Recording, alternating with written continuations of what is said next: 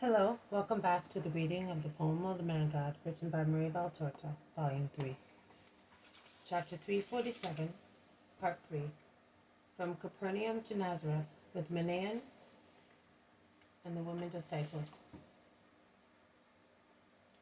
Have you never been there? When my father lived, I used to go every year, but later, my mother did not go anymore. My brothers would have taken me, but I was a help to my mother and she would not let me go. Then I married Simon, and my health has not been very good. The journey would have taken Simon a long time, and he was bored. So I stayed at home, waiting for him. The Lord saw my desire, and it was the same as if I offered my sacrifice in the temple, says the meek woman. And Joanna, who is near her, lays her hand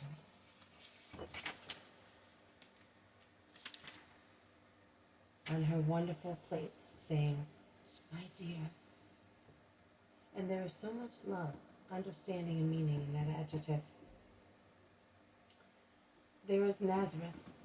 There is the house of Mary of Alphaeus, who is already in the arms of her sons, and with her hands, which are dripping and red as she is doing the washing, she caresses them, and then, drying her hands in her coarse apron, she runs to embrace Jesus. And there is the house of Alphaeus of Sarah, immediately before Mary's house. Alphaeus tells his oldest grandchild to run and tell Mary, and he strides towards Jesus, holding an armful of grandchildren in his arms, and he greets him together with the children held in his arms like a bunch of flowers offered to Jesus. And there is Mary. She appears at the door in the sunshine, wearing a light blue dress, which is slightly faded, with her golden hair shining on her virginal forehead and forming a heavy knot of plaits on her nape. She falls on the chest of her son, who kisses her with all his love. The others stop discreetly to leave them free in their first meeting. But Mary moves away, turns round. Her face, unaltered by age, is now rosy because of her surprise and her bright smiles, and she greets with her angelical voice, "Peace to you, servants of the Lord and disciples of my Son. Peace to you, sisters in the Lord." And she exchanges a sisterly kiss with the women disciples who have come off the wagon. "Oh, Margiam, I will no longer be able to hold you in my arms. You are a man now. But come to the mother of all good children. I can still give you a kiss, my dear." Excuse me. "My God bless you and make you grow in his ways, as strongly as your young body is growing, and even more. Son, you must take him to his grandfather. He will be so happy to see him thus," she then says, turning round to Jesus. She then embraces James and Judas of Alphaeus, and she gives them the news that certainly pleases them most of all. "Simon, this year is coming with me, as a disciple of the Master, he told me." And she greets one by one the more familiar ones, the more influential ones, saying graceful words to each of them. Excuse me. Manaen is led towards her by Jesus, who introduces him as her escort in the journey to Jerusalem. "Are you not coming with us, son?" "Mother, I have other places to evangelize. We shall meet at Bethany." "May your will be done now and always." "Thank you, Manaen. You, a human angel, our guardians, the angels in heaven, and we shall be as safe as if we were in the Holy of Holies." And she offers her little hand to Manaen in token of friendship. And the knight, who has been brought up in courtly manners, kneels down to kiss the gentle hand offered to him. In the meantime, the flowers and what is to be left in Nazareth has been unloaded. The wagon is taken to one of the stables in town. The little house looks like a rosary with the roses that the women disciples have strewn everywhere. but Porphyria's plant laid on a table is the one that is mostly admired by Mary, who has it taken to a suitable place according to the directions of Peter's wife.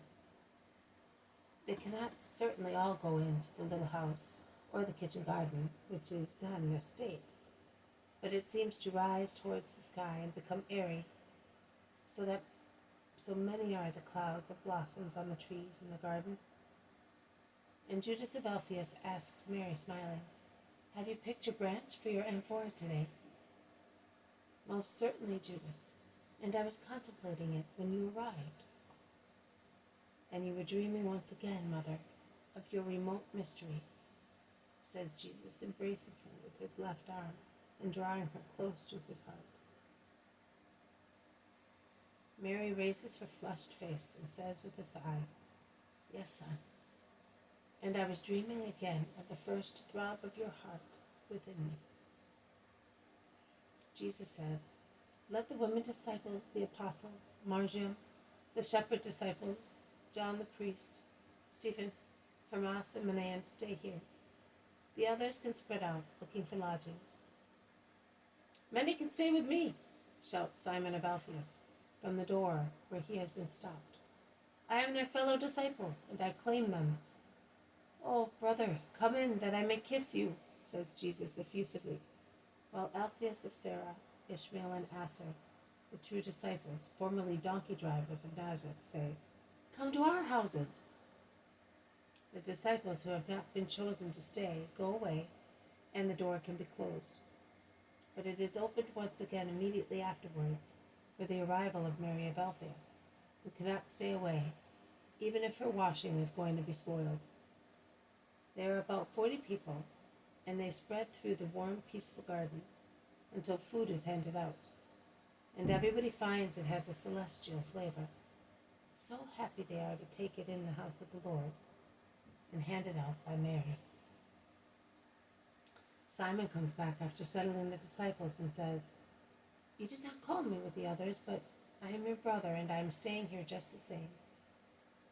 "Very well, Simon, come here. I wanted you to be here to meet Mary. Many of you know Mary as the mother, some as the spouse, but no one knows her as the Virgin Mary. I want you to become acquainted with her in this garden in bloom, to which your hearts desire to come when you are compelled to be far away, as to a resting place after your apostolate work. I listened to you apostles, disciples, and relatives speak, and I heard your impressions, your recollections, and your statements concerning my mother.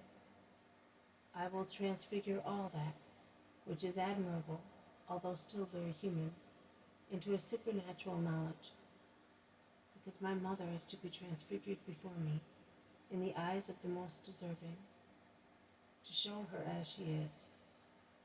You see a woman different from other women because of her holiness, but in actual fact you see her as a soul enveloped in a body, just like all women, her sisters. But now, I wish to reveal to you the soul of my mother, her true and eternal beauty."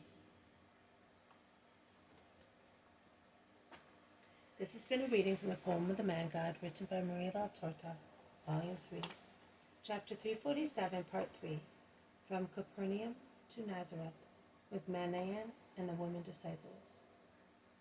Thank you for listening. I will see you tomorrow. May God bless you, and may peace be with you.